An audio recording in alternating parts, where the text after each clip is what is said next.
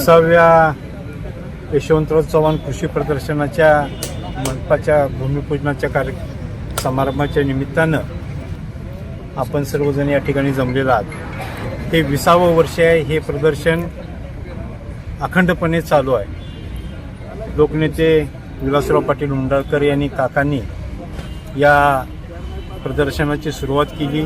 चव्हाण साहेबांच्या पुण्यतिथीच्या निमित्तानं दरवर्षी हा कार्यक्रम अविरतपणे 20 वर्ष चालू आहे। पण यावर्षी आचारसंहिता असल्यामुळं हा कार्यक्रम घ्यायला आपल्याला थोडासा वेळ झाला आणि सातारा जिल्ह्यामध्ये शासकीय पातळीवरती प्रामुख्यानं जी प्रदर्शनं भरवली जातात शेतकऱ्यांच्या ज्ञानात भर पडवण्यासाठी, त्यामध्ये आपल्या या प्रदर्शनाचा समावेश आहे। आणि आज या प्रदर्शनाच्या माध्यमातून शेतकऱ्यांना त्यांच्या शेतामध्ये नवीन तंत्रज्ञान कसं मिळेल आणि त्यातून त्यांना त्यांच्या उत्पन्नात कशी भर पडेल यासाठी या कृषी प्रदर्शनाचा सगळ्यांना लाभ व्हावा हीच अपेक्षा आपण सर्वांनी सहकार्य करावं ही विनंती। दादा, यावर्षी कृषी प्रदर्शनाचं काय वैशिष्ट्य आहे? यांत्रिक AI वरती आपण ऊसाची लागवड कशी AI टेक्नॉलॉजीवरती आपण करू शकतो याच्यावरती प्रामुख्यानं आपल्याला भर राहणार आहे।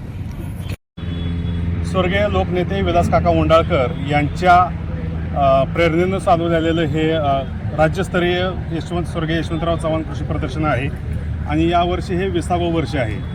यावर्षी आपण प्रामुख्याने AI टेक्नॉलॉजी आणि सेंद्रिय शेतीवर या प्रदर्शनामध्ये जास्त भर दिलेला आहे। याचा एकच असा आमचा उद्देश आहे की आपल्या परिसरातील शेतकरी ज्या ह्या प्रदर्शनाला पश्चिम महाराष्ट्रातून शेतकरी किंवा व्यापारी किंवा नागरिक आपल्याकडे भेट देत असतात, त्या सर्वांना AI टेक्नॉलॉजी ही शेती काय आहे, शेतीची संकल्पना काय आहे ही प्रत्यक्ष बघता यावी, त्याचा वापर त्यांना आपल्या शेतीत करता यावा हा आमच्या या प्रदर्शनाच्या मागचा मुख्य हेतू असणार आहे।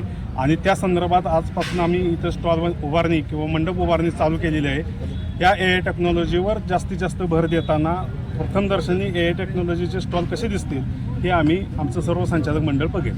स्टॉल किती आहेत एकूण? स्टॉलची एकूण संख्या आता आपल्याकडे 250 अशा असणार आहे आणि 100 मोफतचे स्टॉल, म्हणजे असं 350 ते 400 स्टॉलचं हे प्रदर्शन शक्यतो आपल्याकडं भरेल। धन्यवाद। कृषी प्रदर्शनाच्या आज मंडपाचा शुभारंभ झाला।